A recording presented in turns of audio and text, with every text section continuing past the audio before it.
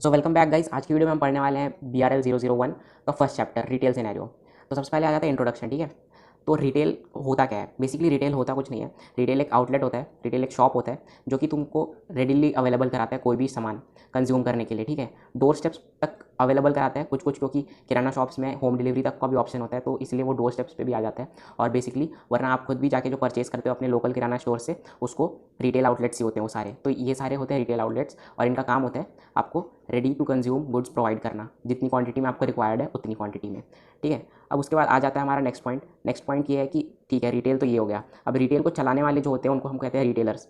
अब रिटेलर्स क्या होता है? ठीक है, बेसिकली रिटेलर्स एक फ्रेंच वर्ड है। जितने भी वर्ड्स होते हैं ये फ्रेंच या लैटिन से ही आए होते हैं, तो तुक्का मारने से भी हो जाएगा, बट एक ये फ्रेंच वर्ड है। ठीक है, और इसका मीनिंग होता है टू कट अगेन या फिर टू ब्रेक अ बल्क। जितने भी ये सामान थोक में लेके आते हैं होलसेलर से, उन सामान को वो छोटे क्वांटिटी में डिवाइड करके आपको डिस्ट्रीब्यूट करते हैं, क्योंकि आपको ज़्यादा क्वांटिटी की ज़रूरत नहीं रहती है। आपके फैमिली मेम्बर्स जितने भी हैं उनको जितना यूज़ चाहिए रहता है, बस उतना ही सामान आप एक महीने में खरीद कर लेकर आते हो। ठीक है, इनका बेसिकली और भी काम होता है। बेसिकली ये सॉर्टिंग करते हैं, स्टोरिंग करते हैं और पैकेजिंग करते हैं। सॉर्टिंग का मतलब ये होता है कि जिस तरीके से वो सामान को लेकर आते हैं और उसके बाद प्रेजेंट करते हैं अपने दुकान में, ताकि कस्टमर्स को वो नज़र में आए और अगर उनको कुछ चाहिए होगा तो वो देख के भी आइडेंटिफाई कर सके, ओके मेरे को ये भी चाहिए था, तो वो उसको ले सकें। स्टोरिंग का काम तो वो करते हैं, ये होलसेलर से लेके आते हैं और अपने दुकान में स्टोर करते हैं, और जब तक सेल नहीं हो जाते वो प्रोडक्ट्स अल्टीमेट कंज्यूमर्स तक, तब तक। उसके बाद पैकेजिंग भी कुछ कुछ करते हैं। कुछ कुछ जैसे आप कुछ कुछ रिटेलर्स भी ऐसा भी करते हैं कि वो डायरेक्ट किसी फार्मर या फिर किसी मिल्कमैन या फिर और भी कोई कुछ भी प्रोडक्ट है उसको डायरेक्ट उनसे लेके आते हैं एंड देन खुद पैक करके भी सेल करते हैं। ठीक है, और स्मॉल क्वांटिटीज़ में ही करते हैं। ये उनका सबसे इंपॉर्टेंट फीचर है कि वो स्मॉल क्वांटिटी में फाइनल कंज्यूमर तक ये गुड्स को डिलीवर कराते हैं। ओके, रिटेल और रिटेलर अब हमें समझ आ चुका है। तो अब रिटेलिंग इन इंडिया भी देख लेते हैं। ठीक है, तो रिटेलिंग का जो सीन है इंडिया में वो ऐसा है कि जब से लिबरलाइजेशन हुआ है 1990s से, उसके बाद से इंडिया में फॉरेन की कंपनीज़ भी आ गई हैं। ठीक है, तो फॉरेन की कंपनीज़ भी जो आ गई हैं और जो इंडियन कंपनी है वो तो है ही है। ठीक है, तो जो इंडिया के जो कंज्यूमर हैं उनके पास और भी ज़्यादा ऑप्शंस खुल गए, और इन ऑप्शंस का उनको टेलीविजन और इंटरनेट के थ्रू पता चला। जब वो एड्स प्ले करते हैं, जितने भी प्रोड्यूसर्स हैं वो अपने प्रोडक्ट का जब एड प्ले करते हैं, तो उसके थ्रू ये सारी चीज़ें टेलीविजन और इंटरनेट के थ्रू इंडियन कस्टमर्स को पता चली। ठीक है, अब उसके बाद सेकंड पॉइंट आ जाता है कि जिस तरीके से इंडिया में सोशल कल्चर्स काफ़ी सारे हैं। ठीक है, और सोशल चेंजेस भी होते रहते हैं। जैसे सोशल में देखो, जैसे पहले जॉइंट फैमिली होती थी, अब न्यूक्लियर फैमिली होने लगी है। ठीक है, जितने ज़्यादा न्यूक्लियर फैमिली होने लगी है तो कपल्स जो हैं वो नंबर ऑफ़ कपल्स जो अर्निंग है वो भी बढ़ चुके हैं, और क्योंकि जब उनकी अर्निंग बढ़ गई है तो ऑब्वियस सी बात है कि उनकी कंजम्पशन भी बढ़ जाएगी। तो उनकी जो पर्सनल कंजम्पशन है वो भी बढ़ गई है, जिसने हेल्प किया रिटेलिंग को ग्रो करने में, क्योंकि जब कंजम्पशन बढ़ेगी तो वो ज़्यादा परचेस करेंगे, एंड जब ज़्यादा परचेस करेंगे तो इससे फ़ायदा डायरेक्टली रिटेल इंडस्ट्री को ही होगा। ठीक है, और इन सब चीज़ों की वजह से पॉजिटिव इम्पैक्ट पड़ा है हमारी रिटेलिंग की ग्रोथ में इंडिया में। ठीक है, अब आते हैं नेक्स्ट पॉइंट पे। रिटेलिंग का जो ग्रेट इम्पैक्ट है वो सबसे ज़्यादा इम्पैक्ट जो है हमारे डेवलपमेंट में पड़ा है नेशन के। क्यों? क्योंकि जब जितना भी रिटेलिंग में सामान बिकता है उसका जो टैक्स वो पे करते हैं, उस वजह से ये अब हमारी जीडीपी में ऐड होता है, जिस वजह से नेशनल नेशनल इकोनॉमिक ग्रोथ जो है नेशन का वो बूस्ट हुआ है। जो स्मॉल शॉप्स भी हैं उन मिनिमम इन्वेस्टमेंट के साथ भी वो चालू करने के लिए लोग अब तैयार हो गए हैं, क्योंकि मिनिमम इन्वेस्टमेंट में छोटी छोटी दुकान आप खोल सकते हैं। ठीक है, अब जो इंडिया है उसको नेशन का शॉपकीपर बोलते हैं। क्यों? क्योंकि इंडिया में इतने सारे किराना के स्टोर्स हैं, मॉम्स एंड पॉप स्टोर है। काफ़ी लोग को देखा होगा कि घर के बाहर ही वो अपनी दुकान खोल के रखते हैं, मतलब घर के बाहर ही एक छोटा सा रूम और बना देते हैं जिसको शॉप की तरह वो यूज़ करते हैं। तो उस वजह से क्या हो गया, काफ़ी सारे इंडिया में जो है मॉम्स एंड पॉप स्टोर्स जो हैं वो हैं, और इसीलिए इसको नेशन ऑफ शॉपकीपर कहा जाता है। ठीक है, और धीरे धीरे अब ये जिस तरीके से बढ़ते जा रहा है तो जो लोग हैं वो मॉम्स एंड पॉप स्टोर्स की जगह धीरे धीरे हाइपर मार्केट्स और सुपर मार्केट्स में भी जाने लगे हैं और वहाँ से भी परचेस करने लगे हैं। ठीक है, अब लास्ट ये देखते हैं कि इंडिया इंडिया सबसे ज़्यादा बूम पे क्यों है इस वक्त, और मतलब इंटरनेशनली वो सबके नज़रों में क्यों है एज अ मार्केट। क्यों? क्योंकि इसका इनकम जो है धीरे धीरे सारे पर्सनल इनकम जो है हर एक बंदे की वो बढ़ते जा रही है। ठीक है, और जो कंज्यूमर का जो बिहेवियर है वो भी थोड़ा थोड़ा चेंज होते जा रहा है। ठीक है, क्यों? क्योंकि पैसे बढ़ते जा रहे हैं, ऑब्वियसली कंज्यूमर बिहेवियर चेंज हो रहा है। उसके बाद आता है मीडिया एक्सप्लोजन। मीडिया एक्सप्लोजन मतलब मीडिया जिस तरीके से फैल रही है तो वो कंज्यूमर को अवेयर कराती है न्यू न्यू प्रोडक्ट्स के बारे में, न्यू न्यू गुड्स के बारे में, जिससे कि और उनके फीचर्स भी वो एक्सप्लेन कर देती है। ठीक है, अब आज के उसके बाद आता है कॉरपोरेशन ऑफ रिटेल। ठीक है, तो कॉरपोरेशन ऑफ रिटेल जो है वो भी धीरे धीरे जो है बढ़ते जा रहा है इंडिया में। उसके बाद न्यू ब्रीड ऑफ एंटरप्रेन्योर्स, मतलब जैसे जैसे लोग आते जा रहे हैं तो नए नए लोग जो है नए नया बिजनेस प्लान लेके आते हैं, तो न्यू न्यू सर्विसेज इंट्रोड्यूस कराते हैं। तो इस तरीके से एंटरप्रेन्योर भी जो है वो डिफरेंट आइडियाज़ के साथ आ रहे हैं मार्केट में। और उसके बाद जो फॉरेन की कंपनीज़ हैं वो भी रिटेल में एंटर कर रही हैं धीरे धीरे इंडिया के through liberalisation. Okay, so meaning and importance of retailing. तो मीनिंग तो मैंने ऑलरेडी डिस्कस कर दिया, फिर भी ये जो ब्लू कलर में जो पॉइंट लिखा हुआ है उसको आप पढ़ सकते हो। और बाकी जो नेक्स्ट है, जो फिलिप कॉटलर की तरफ से डेफिनेशन दिया गया, ठीक है, डेफिनेशन को बेसिकली एक बार पढ़ लेते हैं, ठीक है। Retailing includes all the activities involve in selling goods of और service to the final consumer for personal and non business use. समझ में आ गया होगा कि जो रिटेलिंग का मतलब होता है कि जितने भी एक्टिविटीज़ इन्वॉल्व होते हैं रिटेलिंग में, सेलिंग ऑफ गुड्स और सर्विसेज में बेसिकली, वो भी फाइनल कस्टमर को फॉर पर्सनल यूज़, ना कि फिर से सेलिंग करने के लिए, रीसेलिंग करने के लिए, उसको हम नहीं बोलेंगे, वरना जो फाइनल कंजम्पशन के लिए रिटेलर्स गुड प्रोवाइड करते हैं वो रिटेलिंग का प्रोसेस में आ जाता है, ठीक है। रिटेलिंग जो वही बोल दिया कि कॉम्बिनेशन ऑफ एक्टिविटीज़ जिसमें selling, renting to final consumer, जो कंज्यूम करेंगे डायरेक्टली गुड्स, वो होते हैं। सो नेक्स्ट आता है कि फंक्शन ऑफ रिटेलर। तो यहाँ पर मैंने 5 फंक्शंस लिख के रखे हैं। तो फर्स्ट है एक्सेसिबिलिटी ऑफ लोकेशन। तो देखो यार, जब भी तुम प्रोडक्ट खरीदने का कुछ सोचते हो तो तुम्हारे आसपास की जितने भी रिटेल आउटलेट्स हैं उनका ध्यान तुम्हारे सर दिमाग में आता है, ठीक है। तुम वहीं आसपास की दुकान से ही जाके सामान पे खरीदोगे अगर तुम्हारे पास में वो अवेलेबल है, तो ज़्यादा दूर पे नहीं जाओगे, ठीक है। तो ये तुम्हारा लोकेशन का एक्सेसिबिलिटी हो गया कि तुमको आसान है कि तुम्हारे घर के पास में ही है कोई भी रिटेल आउटलेट। उसके बाद नेक्स्ट पॉइंट आ जाता है कन्वीनियंस ऑफ टाइमिंग। तो बेसिकली रिटेलर्स आउटलेट कई सारे रिटेल आउटलेट्स ऐसे रहते हैं जो 24 घंटे खुले रहते हैं, 24/7 जैसे हो गया, ठीक है। यहाँ पर तुम्हें सामान जो है किसी भी टाइम पर जाके मिल जाएगा, तो तुम्हें टाइम की कन्वीनियंस भी हो गई, जब तुम्हें सामान चाहिए तुम वहाँ पर जाकर अपने रिटेल आउटलेट से ले सकते हो। उसके बाद नेक्स्ट पॉइंट आ जाता है कन्वीनियंस ऑफ साइज़। तो बेसिकली ये है कि जैसे कि मैंने बोला था कि जितने भी रिटेलर्स होते हैं बल्क को स्मॉल पार्ट में डिवाइड करके आपको डिस्ट्रीब्यूट करते हैं। तो जितना क्वांटिटी आपको चाहिए आप उतना क्वांटिटी जाके ले सकते हो। जैसे शैम्पू के आजकल सैशे भी आने लगे हैं, ठीक है, और भी ज़्यादा इनकन्वीनियंट कर दिया साइज़ को। नेक्स्ट आता है इन्फॉर्मेशन। तो जो रिटेलर होते हैं वो प्रोडक्ट के बारे में कई बार आपको इन्फॉर्मेशन भी प्रोवाइड करते हैं। अगर आपको नहीं पता होता है तो किसी नई प्रोडक्ट के बारे में आपको नहीं पता होता है, न्यू प्रोडक्ट आया होता है मार्केट में, उसके बारे में अगर आपको नहीं पता होता है, तो अगर कुछ अच्छा होता है उस प्रोडक्ट में तो रिटेलर ज़रूर आपको एक बार के लिए बताता है कि इसमें ये चीज़ें हैं, अगर आपको पसंद है तो आप ले लो करके। नेक्स्ट पॉइंट आता है हमारा लाइफस्टाइल, ठीक है। तो जो लाइफस्टाइल देखो बेसिकली किसी भी कंज्यूमर का जो लाइफस्टाइल होता है, अगर आप किसी एक रिटेलर के पास हमेशा से ही शॉपिंग करते जाते हो, उसके साथ आपकी अच्छी जान पहचान है, तो उस रिटेलर को पता चल जाता है कि आप किस तरीके के सामान खरीदते हो, आपका लाइफस्टाइल किस तरीके का है, तो उस तरीके का वो जो प्रोडक्ट है उसको आपको रिकमेंड कर सकता है। अगर न्यू भी कुछ आता है तो वो भी आपको रिकमेंड कर सकता है, ताकि आपका वो जो लाइफस्टाइल है उसमें वो मेंटेन रहे। मतलब जिस तरीके का आप प्रोडक्ट यूज़ करते हो, महंगे प्रोडक्ट यूज़ करते हो, सस्ते प्रोडक्ट करते हो यूज़, उस हिसाब से वो आपको प्रोडक्ट जो है रिकमेंड करेगा। अब जब हमने फंक्शन ऑफ रिटेलिंग पढ़ लिया है, तो अब नेक्स्ट पॉइंट आ जाता है ग्लोबल रिटेल सिनेरियो क्या है हमारा इंडिया का, ठीक है। तो रिटेलिंग जो है वो हमारी डेली लाइफ का एक पार्ट बन चुका है। हम डेली बेसिस पे या फिर हफ्ते भर में कई बार रिटेल स्टोर से होकर आ जाते हैं, कुछ कुछ सामान हम खरीद लेते हैं वहाँ से, ठीक है। तो अब होता ये है कि जिस तरीके से हम सामान खरीदते हैं रिटेल से, तो ये हमारा डेली पार्ट है, ठीक है। और इस वजह से रिटेल सेक्टर काफ़ी ग्रोथ कर रहा है। अब रिटेल जिस तरीके से ग्रो कर रहा है, तो जो रिटेल है वो काफ़ी ज़्यादा एम्प्लॉयमेंट भी जनरेट कर रहा है, काफ़ी ज़्यादा पैसा भी जनरेट कर रहा है, और उस वजह से ये काफ़ी ज़्यादा नेशन के डेवलपमेंट में भी हेल्प आउट कर रहा है। तो ठीक है, इंडिया का जिस तरीके से पॉपुलेशन है उस तरीके से रिटेल आउटलेट जो है काफ़ी ज़्यादा अर्न करते हैं, और उस वजह से धीरे धीरे जो इंडियन मार्केट है वो काफ़ी ज़्यादा अट्रैक्टिव बाहर की कंपनीज़ को भी लगता है, ठीक है।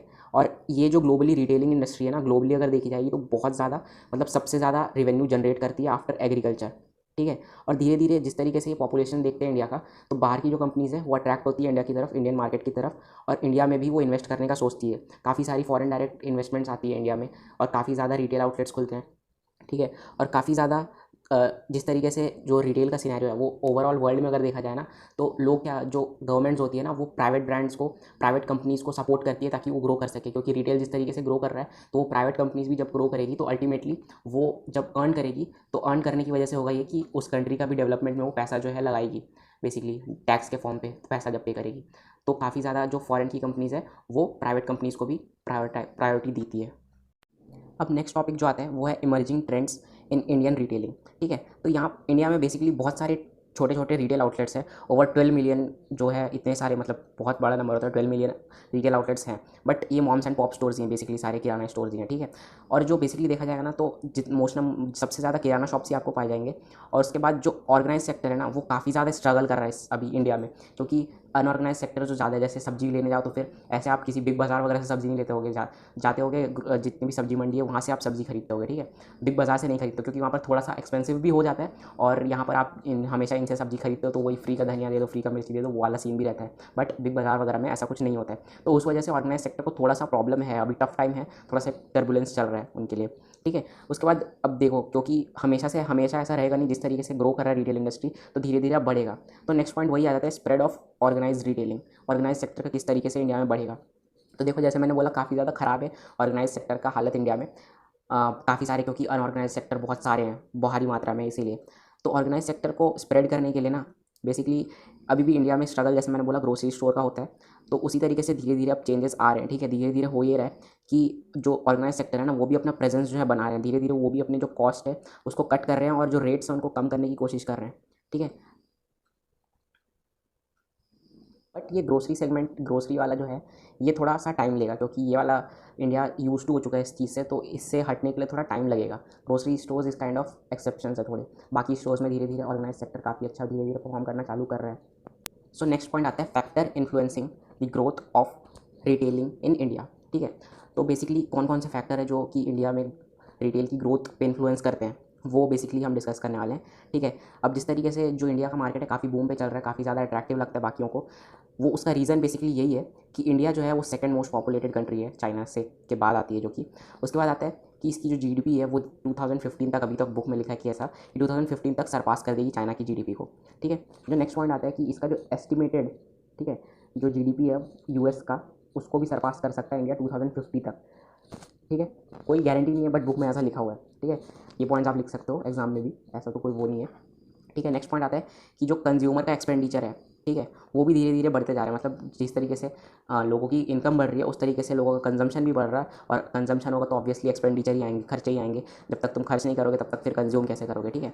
और इंडिया जो है वो अब one of the largest country में आ गया, जिसका यंग पॉपुलेशन जो है, यूथ जो है वो काफ़ी ज़्यादा बड़ा है, और यूथ को देखा ही उनका टेस्ट एंड प्रेफरेंस चेंज हो जाता है, उनको थोड़ी महंगी चीज़ जो है, महंगी वाली साइड पे जो चीज़ आती है वो ज़्यादा पसंद में आती है, दैट इज़ वाई वो और ज़्यादा अट्रैक्टिव हो लगने लगता है, ठीक है। और धीरे धीरे इस वजह से ये हो रहा है ना कि जो सुपर मार्केट्स है और हाइपर मार्केट्स हैं उनका इन्वेस्टमेंट जो है इंडिया में वो काफ़ी ज़्यादा बढ़ रहा है, मतलब काफ़ी ज़्यादा सुपर मार्केट्स खोलने के लिए और हाइपर मार्केट्स खोलने के लिए कंपनी जो है इन्वेस्ट कर रही है इंडिया में, ठीक है। अब नेक्स्ट आ जाता है कि रिटेल इंडस्ट्री में आपको सक्सेस किस तरीके से पा सकते हैं आप इंडिया में, ठीक है। तो बेसिकली कंज्यूमर फोकसिंग सेलिंग करनी पड़ेगी, तो इंडिया में हो तो कंज्यूमर पे फोकस करना पड़ेगा, बेसिकली उन कंज्यूमर्स पे ध्यान देना पड़ेगा, और बेसिकली इंडिया जो है प्राइस सेंसिटिव है, तो फिर उसके पैसों पे भी ध्यान देना पड़ेगा, मतलब रेट्स ज़्यादा नहीं होने चाहिए उनके, ठीक है। और जिस तरीके से कंज्यूमर का टेस्ट चेंज हो रहा है, उसका प्रेफरेंस चेंज हो रहा है, किसी गुड्स की डिमांड बढ़ रही है घट रही है, उस चीज़ को भी ध्यान में रखना पड़ेगा अगर ग्रोथ चाहिए तो।